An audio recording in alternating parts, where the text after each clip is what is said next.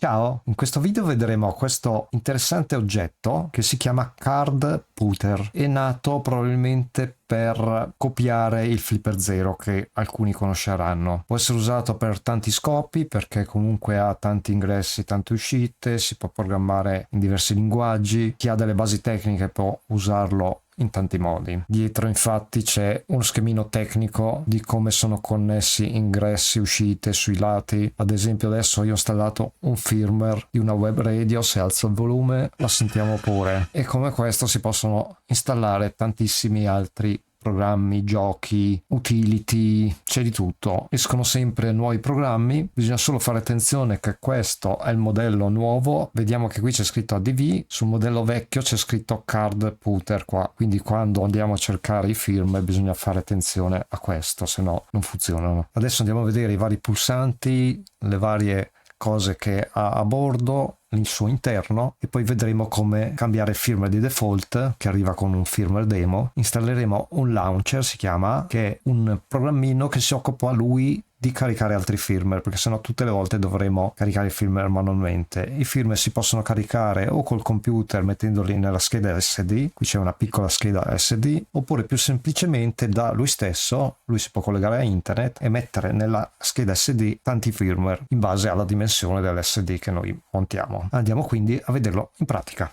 Il dispositivo arriva in questa confezione in plastica, questa è la sua etichetta, non ci sono altri accessori, occorrerà il cavo USB tipo C per caricare la batteria di tipo ricaricabile all'interno, qui c'è un bello schemino di come sono connessi i pin che vanno verso l'esterno, qui abbiamo l'altoparlante, il jack per le cuffie, con tutti i simbolini di come sono collegati, in questo lato abbiamo questo connettore qui per collegare le periferiche, che qui ci sono indicati i pin, qui c'è la micro SD che dovremo mettere noi, non è nella confezione. Qui c'è un LED infrarosso che serve come telecomando, abbiamo poi il bottone di reset e il bottone di go. Accendiamolo così vediamo sul SP32S3 ci sono stampigliati tutti i pin con il suo significato, dopo andremo anche a toglierlo e aprirlo per vedere come è fatto dentro. Accendiamolo così vediamo il firmware precaricato demo cosa ci consente di fare.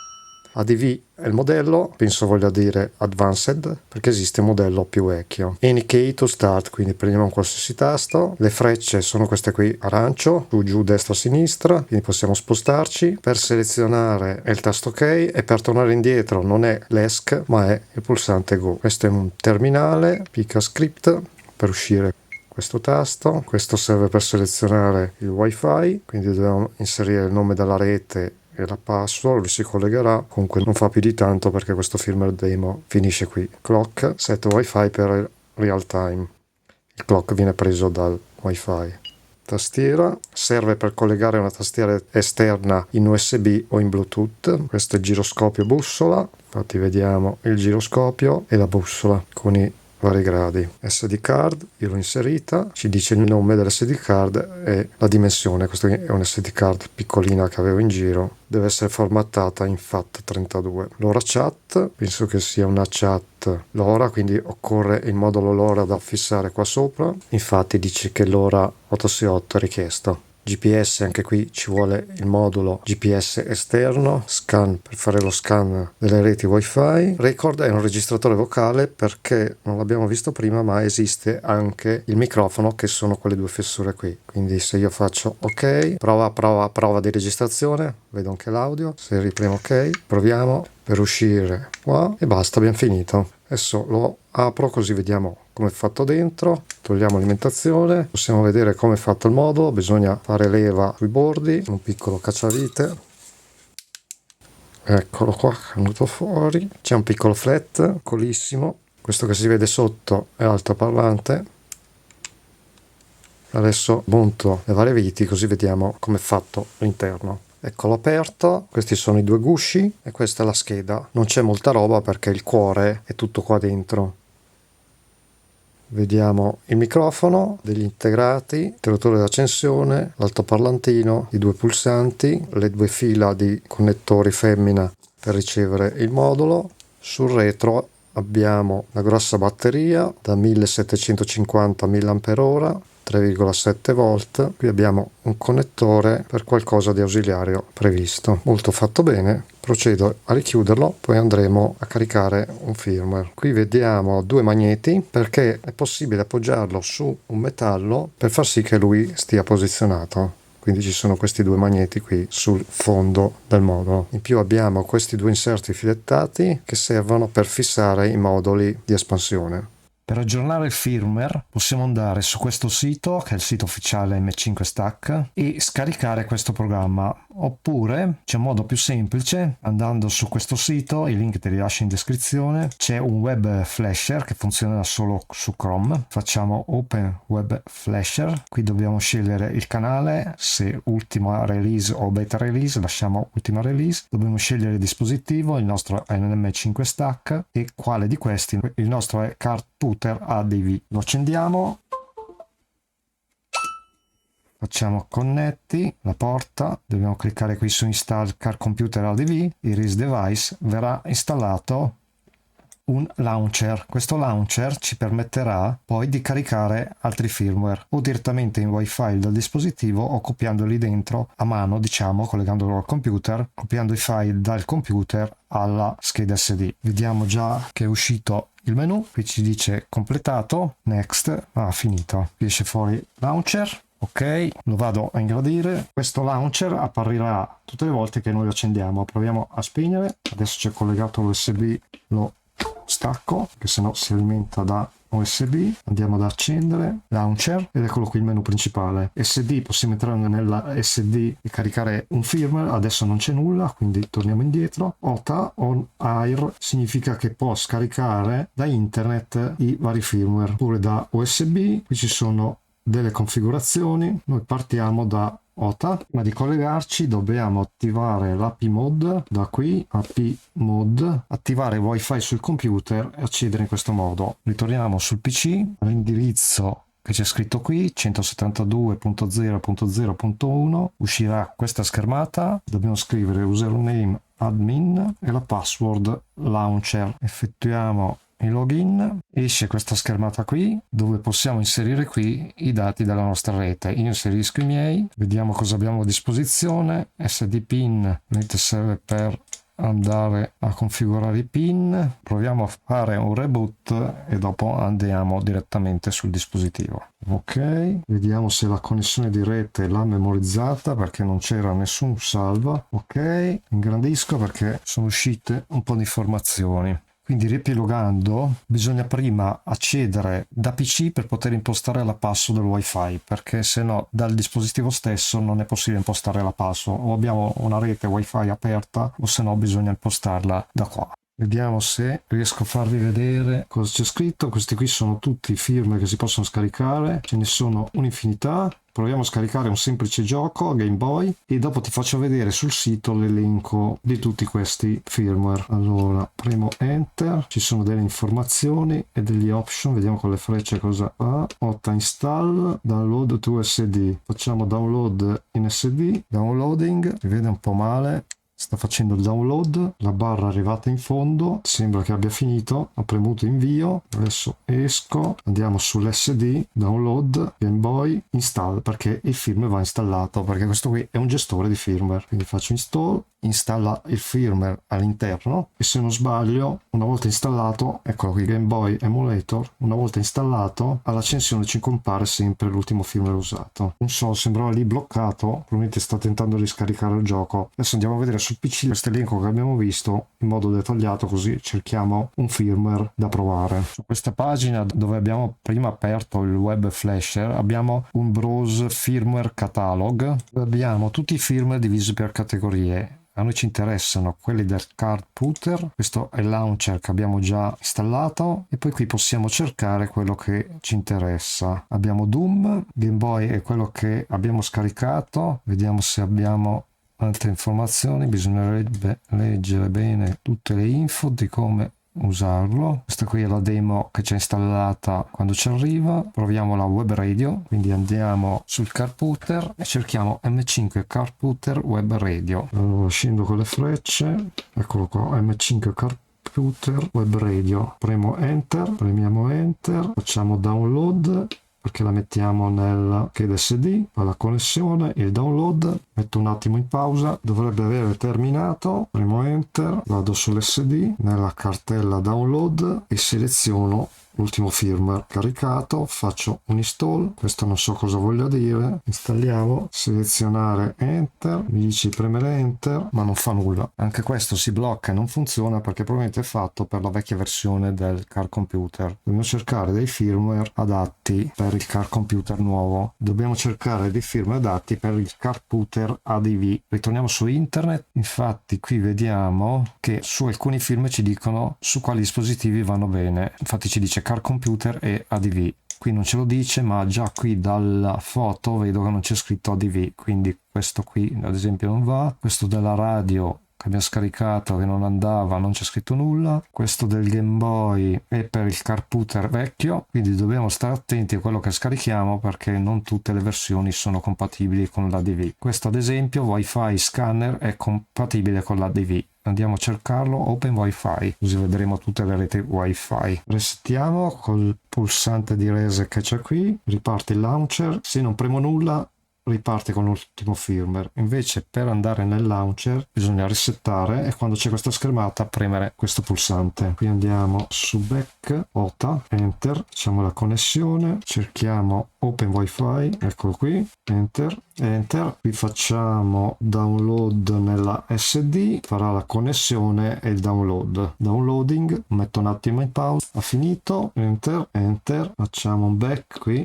andiamo sull'SD, enter, in download, enter, andiamo su open wifi, enter e facciamo install. E gli altri due invece che non funzionano si può andare sopra e fare delete, enter, install firmware, open wifi scanner, loading, eccole qui le due reti che vede, sono funzionanti le frecce, l'enter e un monitor di reti wifi. Questo è il volume, cosa fa? Luminosità, start, stop, scan, ok, qui si è acceso anche un LED, se schiaccio invio fa stop, se schiaccio un'altra volta fa scanning, qui ci dice quante aperte, quante chiuse, quante probabilmente hanno accesso web, eccetera. Vediamo se riusciamo a trovare qualche applicazione interessante.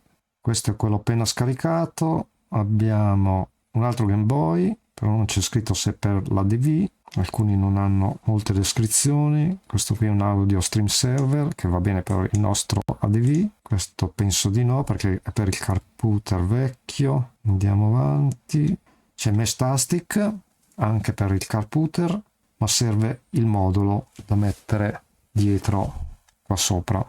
Game Station Emulator, questo emula tantissimi giochi, potremmo provare questo, vediamo un po', che mi dice che è compatibile con l'ADV, quindi Game Station Emulator.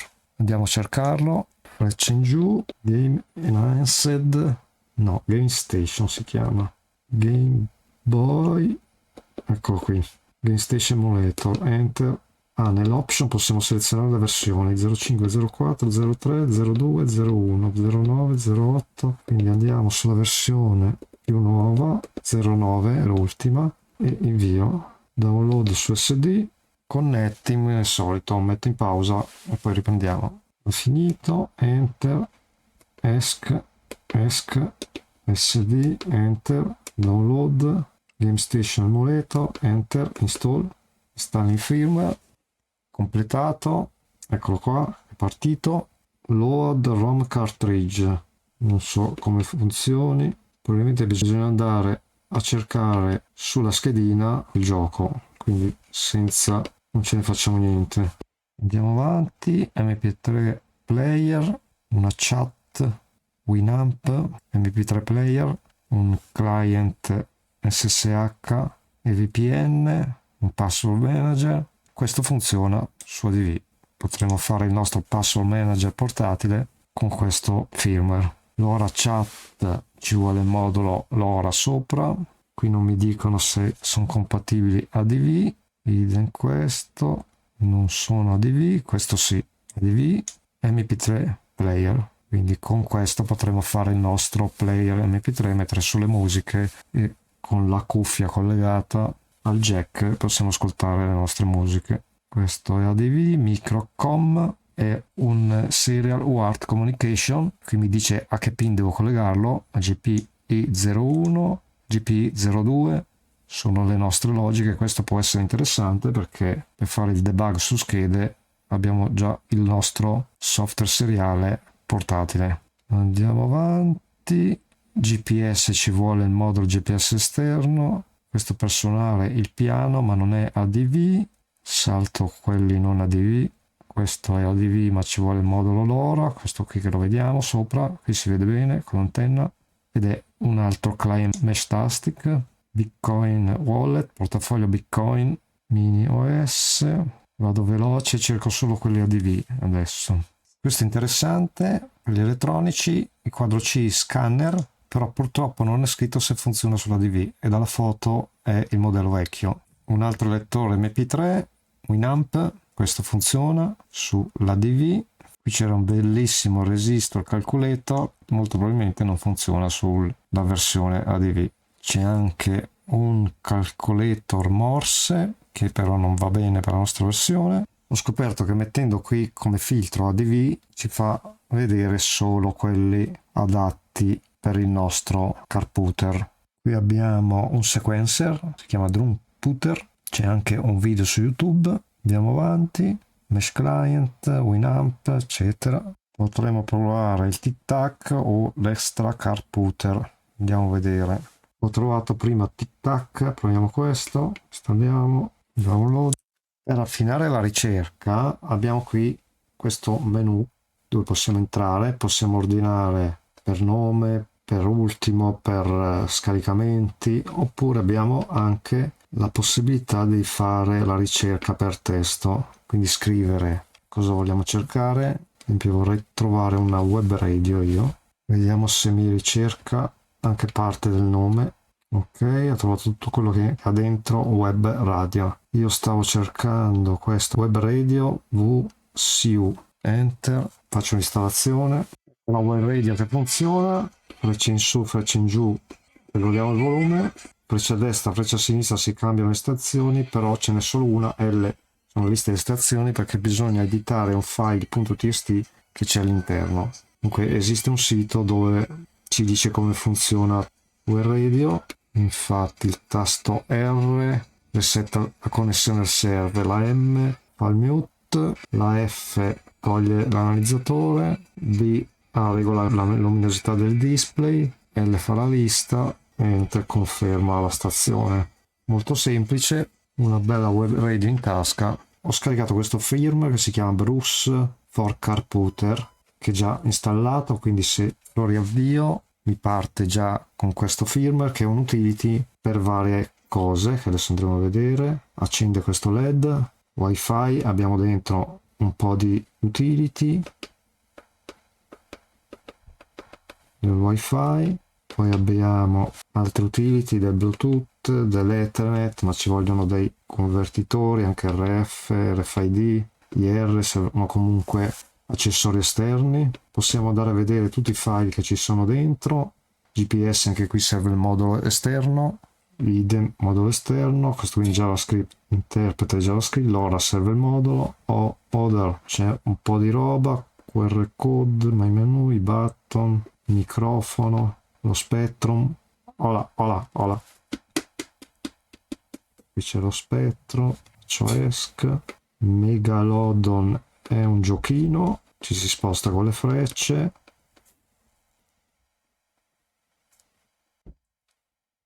clock, timer, e ci sono un po' di utility varie. Connect è per inviare file a un altro dispositivo e riceverli, configurazione e così via. Quindi abbiamo visto che su questo mini computer, infatti si chiama car computer, possiamo installare tantissime cose e, se siamo anche capaci, crearci noi dei programmi. C'è dietro molto fermento su questo dispositivo. Adesso c'è questa versione nuova che si chiama ADV, quindi dobbiamo fare attenzione quando installiamo i firmware che siano compatibili. Spero che questo video ti sia stato utile e noi ci vediamo e sentiamo al prossimo video. Ciao!